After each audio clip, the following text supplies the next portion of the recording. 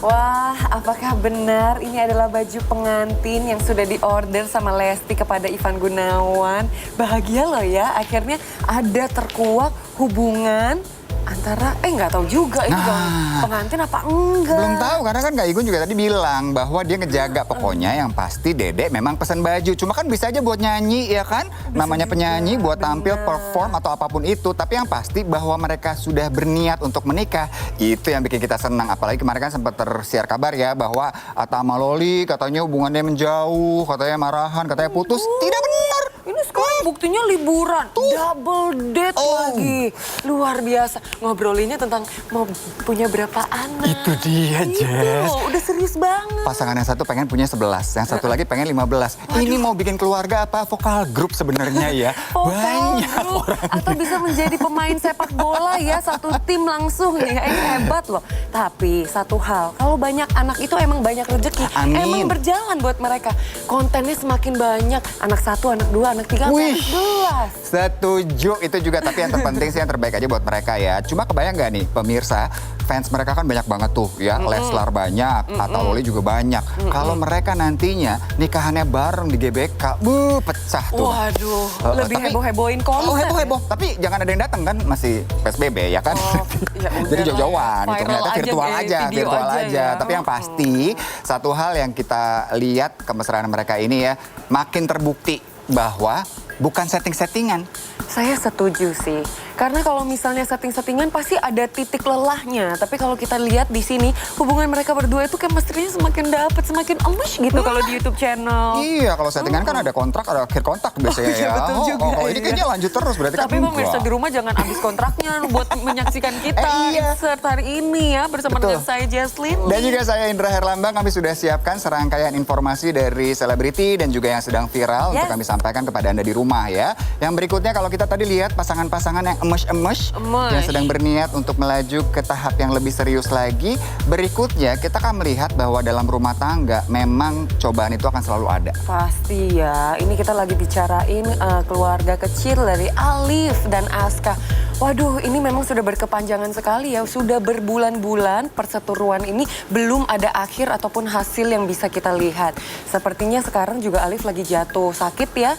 Lagi positif COVID 3 minggu. Jadi akhirnya ini juga tidak bisa membuat dia bertemu dengan anaknya. Ini pasti membuat dia sedih ya. Terbayang sekali bahwa di tengah-tengah harus menghadapi urusan rumah tangganya, kemudian juga menghadapi urusan kesehatan, apalagi harus jauh dari buah hati. Pasti bisa dibayangkan bahwa ini sesuatu yang begitu berat untuk dihadapi oleh Alif ya. Seperti apa? Selengkapnya langsung kita saksikan dalam tayangan yang berikut ini.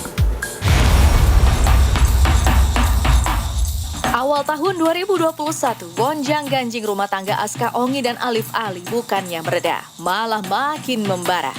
Konflik yang sudah mulai tahun kemarin memasuki babak baru. Kemarin pihak Alif ajukan gugatan cerai. Keputusan Alif bercerai gulirkan anomali bagi pihak Aska Ongi.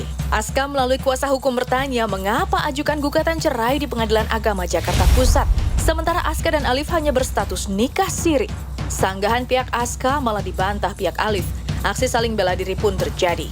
Betapa tidak, Aska melalui kuasa hukum menuturkan bahwa sebelum ajukan gugatan cerai, keduanya akan gelar isbat nikah.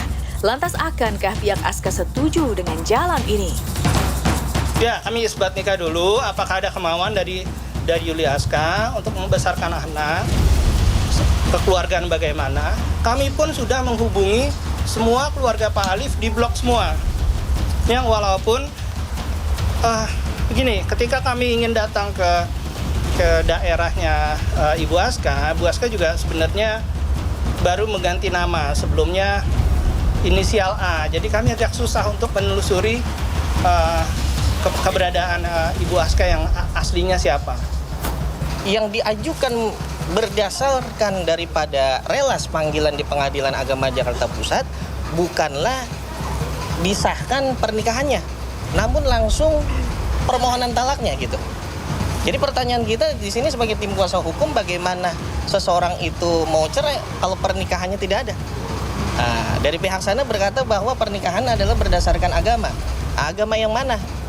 Yang mengizinkan adanya pernikahan tanpa adanya wali. Jadi bagaimana ada perceraian kalau nikahnya aja tidak ada kan begitu?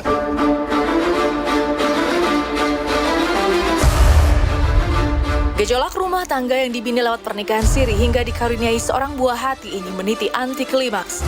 Cinta Aska dan Alif tak bisa lagi disatukan dalam ikatan pernikahan siri itu. Jalan cerai jadi pilihan akhir Alif. Padahal sebelumnya Aska sendiri sempat berniat gugat cerai sang suami, namun dilarang oleh kakak Alif, Miller Khan. Tapi apa jadinya kini? Cekcok mereka sudah di luar kendali. Jalan damai telah tertutup, padahal ada buah hati di antara keduanya. Terlepas dari itu, benarkah Aska yang sempat ajukan gugatan cerai hingga kini melaporkan adanya KDRT lantaran terpicu rasa cemburu? Benarkah Alif bermain cinta dengan wanita lain di belakang Aska? Yang paling gede itu nggak visum karena kakaknya bilang nggak usah diperpanjang, kalau bisa pisah aja. Kakak siapa? Miller. Siapa? Miller. Terus Miller kan? Iya, kakaknya minta jangan diperpanjang, ya udah jadi damai terus. Tapi aku ada syarat, suruh buang obat gitu, obat dari dokter. Mungkin ya kiranya tadi itu gara-gara obat itu dia jadi kayak temperamen. Obatnya yang kamu tahu obatnya obat apa? Aku kurang tahu ya obatnya obat apa gitu. Tapi kayaknya itu untuk orang-orang yang insomnia. Terus aku tanya lagi, aku cari tahu itu obat kayak penenang gitu sih. Modus dari Aska ini adalah cemburu. Dimulai ketika dia melihat WA Pak Alif.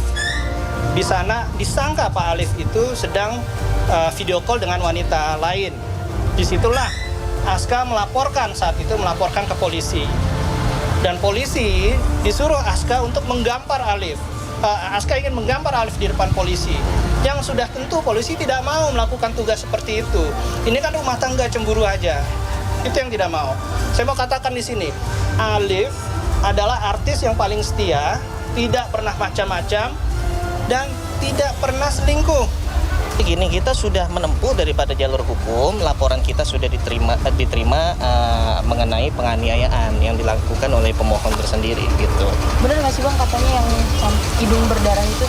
Ya, itu nanti tinggal dibuktikan di proses penyidikan lagi nanti. Jalan cerai sudah tak terhindarkan.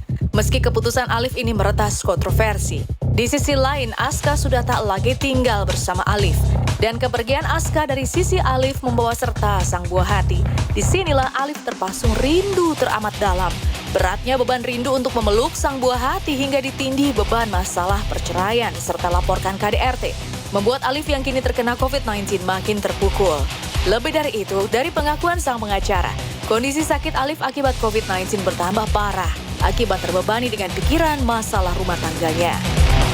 Dia kebawa pikiran ketika sedang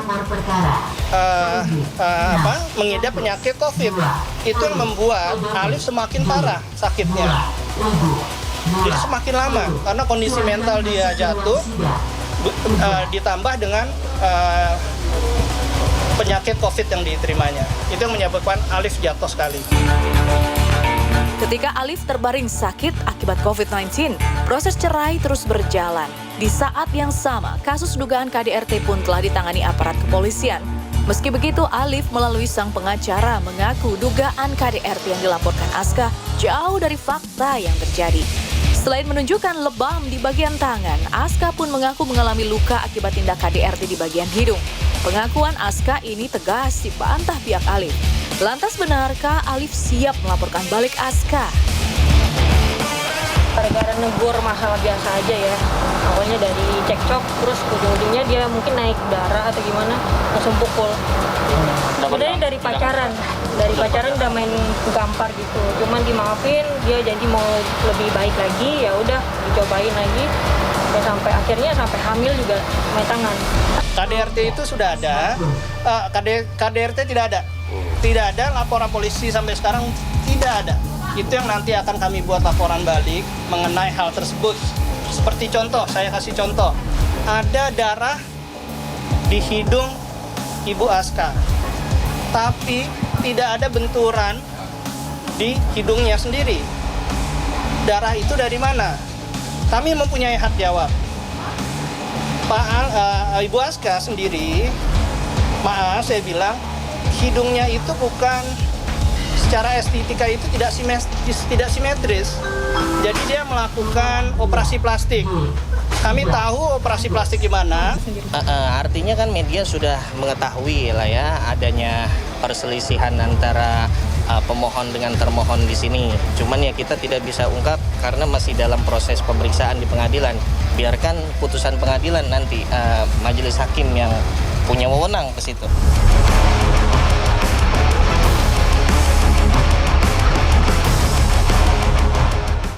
Waduh.